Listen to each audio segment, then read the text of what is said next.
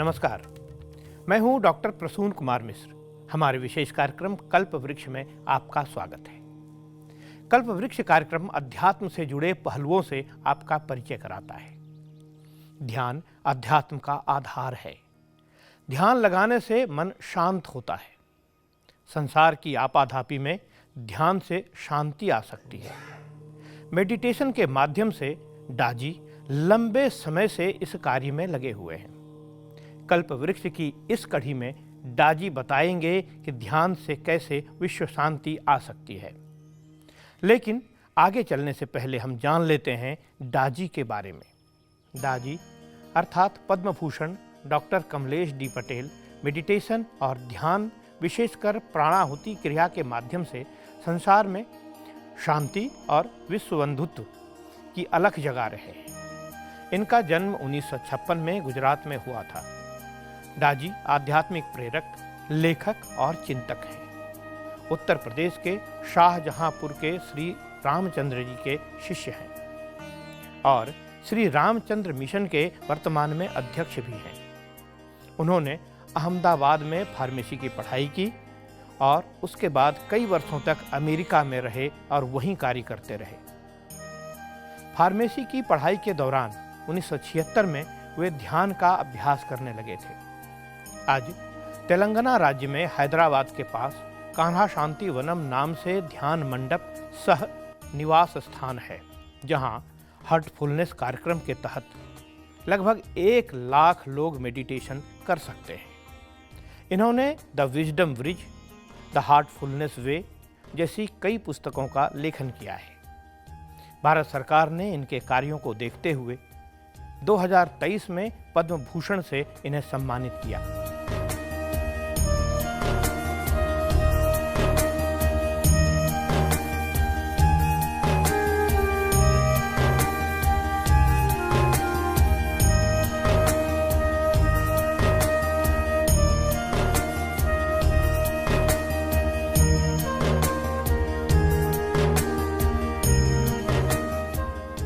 सभी ईश्वर के जिज्ञासु ईश्वर प्रेमी को मेरा हृदय से प्रणाम। दुनिया को शांति की इतनी ज़रूरत है और हर कोई शांति पाने के लिए तड़प रहा है। क्या कोई ऐसी दुकान मिल जाएगी जहाँ से हम खरीद सकें? कितना पैसा लगेगा? ईश्वर के लिए भी लोग बहुत पैसा लगाते रहते हैं, जैसे ईश्वर खरीदी जा सके।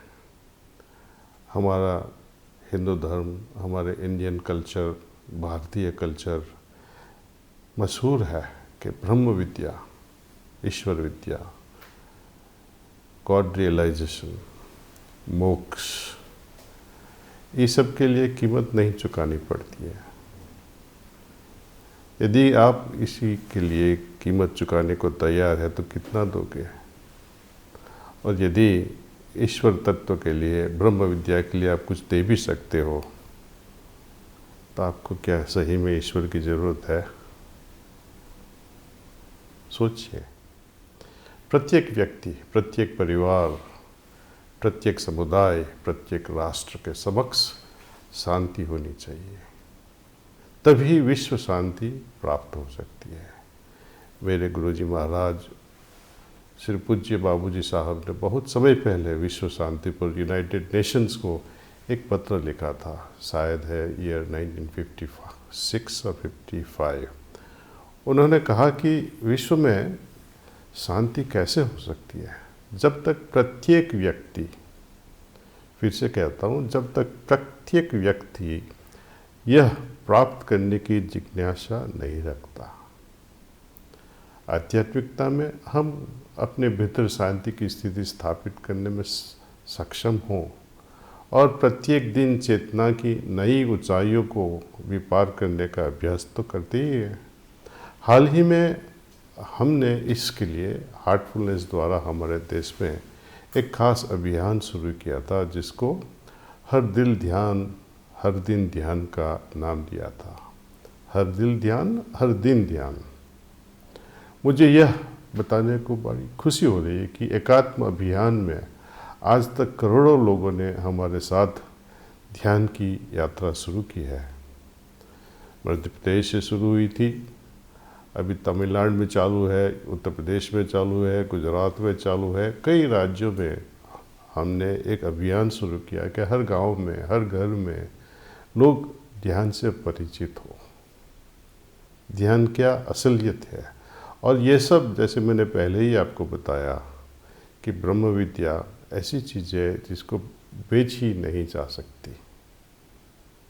कोई गुरु या महात्मा या गाइड आपको कहे कि आपको हम ईश्वर दिखा देंगे, आपका इसका अनुभूति कराएंगे, तो इतना पैसा लगेगा, तो माफ़ करना, उनसे भाग जाना।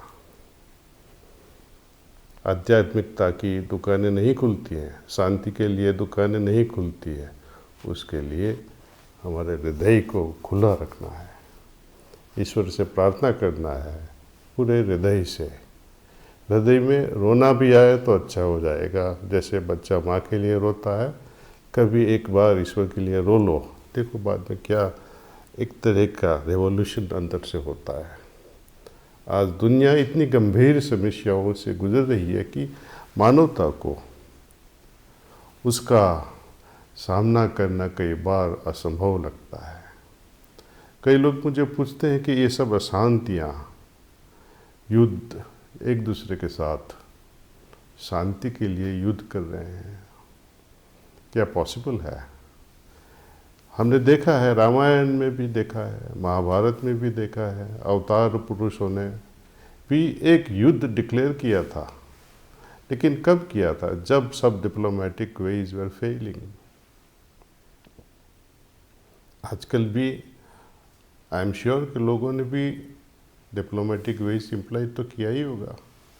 दुख तो होता है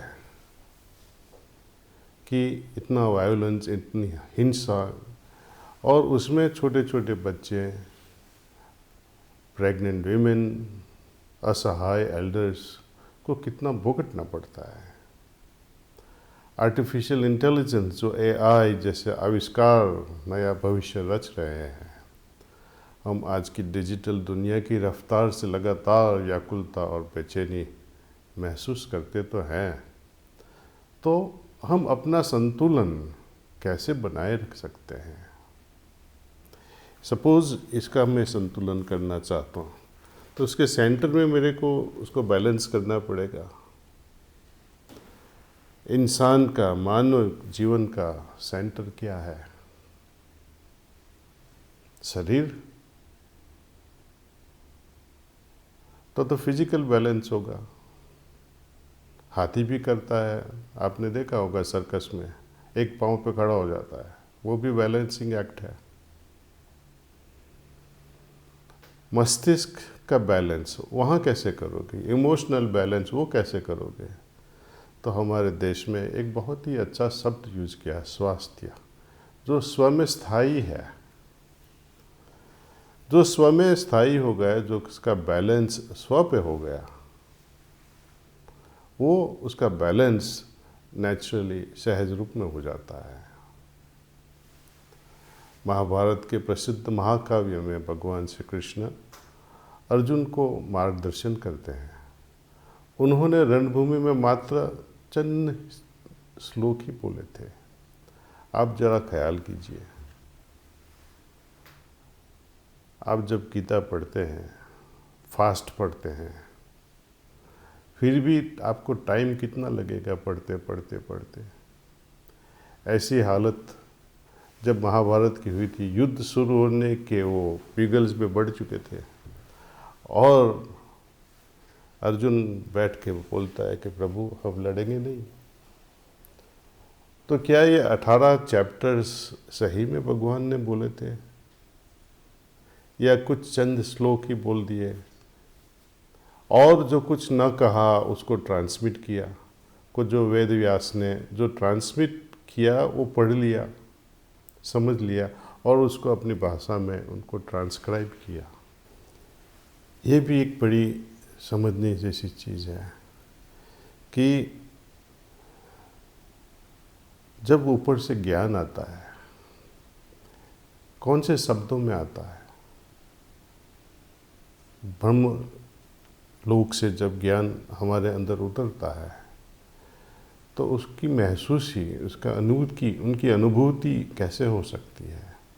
जैसे कि एग्जाम्पल दे वेद उपनिषद, ये जब प्राप्त किए ऋषि मुनियों ने तो कौन सी भाषा में आए थे। उस ज़माने में तो एक ही भाषा थी संस्कृत, तो वही भाषा में वो उसको ट्रांसक्राइब किया। लेकिन जब भी ब्रह्मलोक से पहली बार उसके वाइब्रेशंस आते हैं, श्रुतियाँ आती है, साउंड्स आते हैं, वो आवाज़ के रूप में नहीं होते हैं। वो वाइब्रेशन इतने सूक्ष्म होते हैं कि उनसे हमारे हृदय में उनकी अनुभूति होती है। एक तरह का माहौल हृदय में पैदा होता है कि ये करना चाहिए, कि ये हो रहा है। तो जो ऋषि उनको रिसीव करते हैं, वो जो अनुभूति है उसको अपने शब्दों में उसको ट्रांसक्राइब करते हैं। वैसे ही जो श्री कृष्ण भगवान ने जो हालत पैदा की अर्जुन में, और जो अर्जुन की हालत थी प्रश्न के रूप में, वो वाइब्रेशंस वेद व्यास मुनि ने पकड़ लिए और उन्होंने लिख डाला पूरा भगवत गीता। हकीकत में देखा जाए तो श्री कृष्ण भगवान ने प्राणाहुति के माध्यम से वो हालत अर्जुन में पैदा की जो शब्दों से नहीं की जा सकती है, इसीलिए वो तैयार हो गए। एक समय ऐसा भी था महाभारत के युद्ध में, पहले ही दिन, पहले ही क्षण पे जब अर्जुन बोला कि अभी मैं युद्ध नहीं करूँगा, और ये जब ट्रांसमिट किया प्राणाहुति से वो हालत उनको तैयार करने के लिए, बाद में श्री कृष्ण भगवान उनको दिखाते हैं अपना विश्वरूप, तभी वो तैयार हो जाता है कि हाँ अभी मैं ठीक हूँ। तो अर्जुन सिर्फ एक प्रश्न पूछता है कि हे प्रभु, आपने तो हम पे मुझ पे बहुत कृपा की, आपके दर्शन करवाए, लेकिन आगे वाली पीढ़ियाँ कैसे आपको महसूस करें। तो श्री कृष्ण जी बताते हैं उनको, हृदय में पश्यसी, मेरी अनुभूति आपके हृदय में ही हो सकती है और कहीं नहीं। और कई और जगह पे उनको बताते रहते हैं कि जो जिसकी पूजा करते हैं वो हालत तक पहुंचते हैं। जो मुझे निराकार के रूप में, असल रूप में जो पहुंचने की कोशिश करता है वो मुझको ही पाता है। और खास चीज़ बताते हैं कि जो ध्यान के प्रेमी लोग हैं उनको खास करके ये सुनने जैसी बात है, जब अर्जुन पूछता है कि सबको सुख चाहिए, कैसे प्राप्ति होए, तो श्री कृष्ण जी भी कहते हैं कि हाँ ये हकीकत है, हर प्राणी को, हर जीव को सुख चाहिए ही चाहिए, चाहे वो तोता हो या गैया हो या पीपल का पेड़ हो या इंसान अपने आदमी लोग हो। तो वहाँ पे एक श्लोक जो ट्रांसमिट करते हैं, जो भाव उनको ट्रांसमिट करते हैं, वो वेद व्यास ने उनको ऐसे लिखा है कि नास्ति बुद्धि युक्तस्य न चायुक्तस्य भावना न च भावयत शांतिरशांतस्य कुतः सुखम। इन शॉर्ट कि जो अशांतस्य कुतः सुखम, जिसके मन में शांति नहीं है उसको सुख कैसे मिलेगा। खुशी का आधार हमारे भीतर के शांतिपूर्ण वातावरण में निहित है, और जब तक आपके पास चिंतनशील मन नहीं होगा तब तक आपको शांति कैसे मिल सकती है। और जब तक आपका मन एकाग्र नहीं है, फोकस्ड नहीं है, तब तक आपका मन चिंतनशील कैसे हो सकता है, एकाग्र कैसे हो सकता है। आगे और फिर वही प्रश्न पूछते हैं कि बिना ध्यान किए आपका मन एकाग्र कैसे हो। जबकि गीता और कई अन्य धार्मिक ग्रंथ ध्यान के बारे में कितनी बात करते हैं, वे हमें यह नहीं बताते हैं कि वास्तव में ध्यान कैसे करना चाहिए। हम जब श्री कृष्ण भगवान के बारे में समझते हैं, उन्होंने सबसे बढ़िया नॉलेज कौन सा दिया? कबीर साहब ने सबसे बड़ा नॉलेज कौन सा दिया? बुद्ध साहब ने कौन सा सबसे बढ़िया मैसेज दिया? महावीर ने कौन से बढ़िया मैसेज दिया? जीसस क्राइस्ट ने कौन सा बढ़िया मैसेज दिया? तो सब लोग का अलग अलग भाषा में बताते हैं, लेकिन हालत तो वही है। जैसे कि कृष्ण भगवान कहते हैं कि ऐसे रहो जैसे कमल का पत्ता गंदे पानी में उसे टच किए बिना, उसकी असर के बिना जी सकता है। स्थित प्रज्ञा हालत में, जिसकी विजडम, जिसकी प्रज्ञा एकदम स्थित हो गई हो। वही चीज़ कबीर साहब बताते हैं कोई और शब्दों में। वो कहते हैं कि समंदर में जब बारिश का पानी गिरता है, बरसता है, तो वह समंदर बन जाता है। श्री महावीर प्रभु कहते हैं कैवल्य स्टेट। भगवान श्री कृष्ण ने बताया नहीं कि कैसे प्राप्त करें, महावीर ने भी नहीं बताया, जिया कैसे जिया उन्होंने प्राप्त किया। महावीर साहब भी नहीं बताया कि कैवल्य स्टेट कैसे बनाए। कबीर साहब ने भी नहीं बताया कि आपका जो आत्मा है परमात्मा में लीन कैसे होगा। हाँ, वो एग्जाम्पल तो देते हैं, rain drops falling in the ocean becoming the ocean, but कैसे किया जाए ये सब? जैसे रेन ड्रॉप्स, बारिश का पानी समंदर में गिरे तो समंदर बन जाए, वो तो स्वाभाविक है, सहज है। लेकिन सपोज ऑयल का बारिश होए, घी का बारिश होए, तेल का बारिश होए, तो क्या वो समंदर बन जाएगा? वो पानी के साथ कभी भी मिक्स नहीं हो सकता है। वो पे ड्रॉप्स उसके फ्लोट होते रहेंगे समंदर में। सागर और तेल अलग अलग रहते हैं। ईश्वर में हमें लय होना है, ईश्वर के साथ लय अवस्था प्राप्त करनी है, तो उनकी जैसी क्वालिटीज़ हम में लानी पड़ेगी। ऑयल एंड वाटर कभी भी मिक्स नहीं होते हैं। अपवित्र आत्मा पवित्र परमात्मा में कैसे मिलन हो सके उसका? तो ये हार्टफुलनेस जो पद्धति है, हृदय पे ध्यान करते हैं, हृदय को हमेशा के लिए पवित्र और सिंपल रखने की कोशिश करते हैं, और उसके लिए भी रास्ता दिखाया गया है कि हम उसको कैसे प्राप्त करें। सहज मार्ग में हमें हृदय की यात्रा पर अंतरात्मा की उच्चतम अभिव्यक्ति की ओर ले जाता है। यह राजयोग का एक सरल रूप है, जिसके अंतर्गत 3 तत्व है। एक ध्यान जो हम हृदय पे करते हैं, सफाई जो हम सूर्यास्त के समय करते हैं, पहले या बाद में, और प्रार्थना लेटने के पहले, सोने जाने से पहले प्रार्थना करते हैं। ये तीनों तत्व मिलकर एक संपूर्ण और एक प्रभावित पद्धति बन जाती है, जो कि हमारे आंतरिक परिवर्तन में एकदम रेवोल्यूशन ला देती है। इतना फ़र्क ला देती है, सिर्फ 1 हफ्ते के अंदर आप ताज्जुब हो जाओगे कि ये कैसे पॉसिबल है। हमारी चेतना एकदम दिव्यता की ओर बढ़ती ही जाती है। इस प्रकार हमारे उसकी असर पड़ती है हमारे चरित्र और व्यवहार में, और ये जो व्यावहारिक परिवर्तन है वो भी संभव है। ध्यान हमारे मन को अपने अंतर का अवलोकन करने और अपने आप को खोजने के लिए प्रशिक्षित करता है।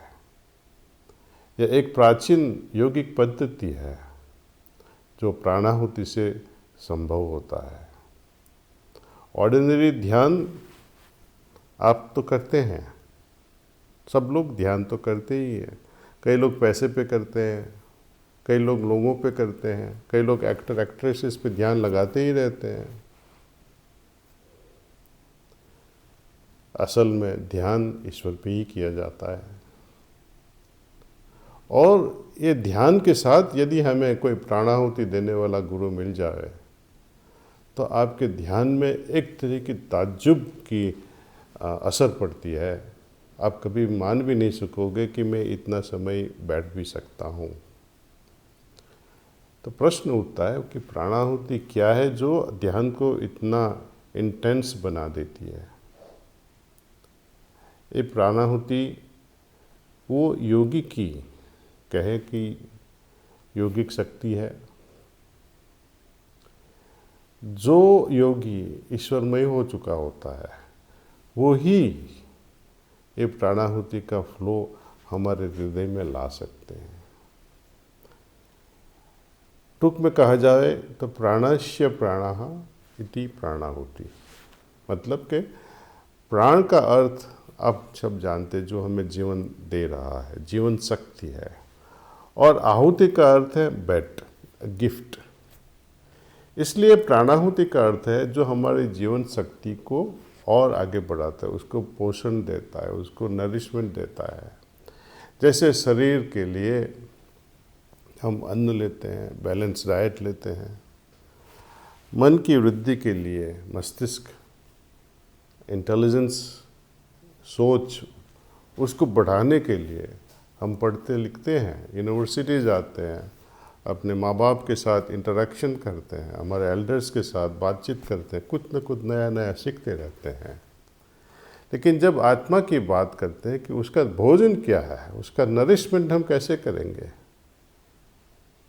तो यही जवाब है कि प्राणाहुति से वो हमें एकदम एक रिवोल्यूशन जैसा हो जाता है हमारे जीवन में। जैसे भूखा आदमी है, उनको एक रोटी कुछ दे दो, खाना मिल जाता है तो शांत हो जाता है, उसकी भूख मिट जाती है, तृप्ति हो जाती है। वैसे ही जब आत्मा की भूख ये प्राणाहुति से प्राणाहुति मिल जाती है और उसके मिलने के बाद उसकी जो हालत होती है, आप उसको देखो वहाँ कैसी तृप्ति होती है, वो अनुभव करने जैसी चीज़ है। और ये ध्यान कैसा है कि हम समय के साथ इसके प्रभावों को महसूस करते हैं और इसकी प्रभाविकता को हर दिन पहचानते हैं। प्राणाहुति मनुष्य के ऊर्जा क्षेत्र को परिष्कृत और शुद्ध करती है, जिसे हम सूक्ष्म शरीर या कंपन शरीर कहते हैं, सटल बॉडी या वाइब्रेटरी बॉडी। इन सूक्ष्म शरीरों में बुद्धि, अहंकार, विचारशील मन और चेतना शामिल है। परिणाम स्वरूप चेतना का विस्तार और विकास होता रहता है। हमारे व्यक्तिगत कंपन या वाइब्रेशन जितने शुद्ध और सरल होंगे, हम उतना ही अधिक चेतना के स्पेक्ट्रम का अवलोकन, अन्वेषण और विस्तार कर सकते हैं, जिसमें अवचेतन, चेतन और अति चेतन मन शामिल है। कई बार लोग प्रश्न पूछते हैं, खास करके यूथ, बूढ़े लोग, एल्डरली पीपल जो नॉलेजेबल है, वो ऐसा प्रश्न नहीं उठाते हैं, क्योंकि वो ऐसा समझ बैठे हैं कि वो सब कुछ जानते हैं। प्रश्न बहुत बार उठ चुका है उन्हों में भी, जब वो युवा थे। बूढ़े हो गए, शर्म आती है ऐसे प्रश्न पूछने की कि मैं यहाँ क्यों हूँ, मेरी जिंदगी का पर्पस क्या है, ध्येय क्या है, और इस जीवन के बाद में क्या है। स्वामी विवेकानंद कहते हैं कि जीवन का एक ही मकसद है, हमारी चेतना को विकसित करना। हमारे 3 शरीर है। भौतिक शरीर, उसका विकास कैसे हो सकता है, वो तो बूढ़ा ही हो सकता है। उसकी उम्र कितनी होगी, 70, 80, मे बी 90 प्लस। बाद में क्या, शरीर का विकास जो हम चाहते हैं वो तो होने वाला है ही नहीं। जैसे आप चाहोगे कि मैं ईगल की तरह फ्लाई करूं या डॉल्फिन की तरह स्विम करूं, वो तो होने वाला नहीं है, हज़ारों साल लग जाते हैं, इतनी तो हमारी आयु नहीं है। तो एवोल्यूशन जो होता है बॉडी लेवल पे, वो कभी नहीं हो सकता है। अपने जीवन काल के अंदर। दूसरा समस्या, आत्मा जो हमारा कारण शरीर है, आत्मा का विकास हो सकता है क्या? जो इम्यूटेबल है, जो प्योर है, जिसमें कोई चेंज आ ही नहीं सकता, वो संपूर्ण है, तो उसका विकास कैसे हो सकता है?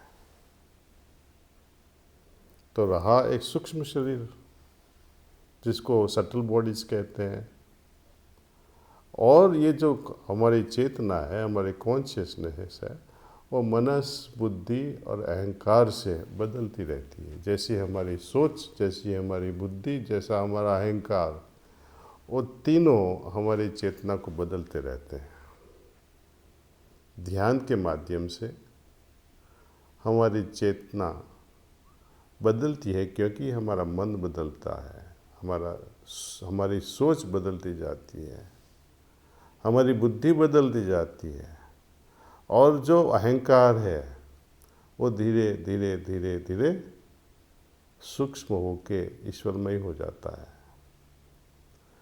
जिसको हम ब्रह्म गति या ब्रह्म हालत की हालत पैदा कहते हैं, कि जिनकी सोच एक्सपांड होती है, विस्तार होती है, जिनकी इंटेलिजेंस विस्तारित होती है, जिनका अहंकार स्व से मिट के ब्रह्म में मिल जाता है, तो विस्तार ही विस्तार है पूरी चेतना का। Consciousness is fully expanding. तो यही पॉसिबिलिटीज है ध्यान का, ध्यान से ही हो सकता है।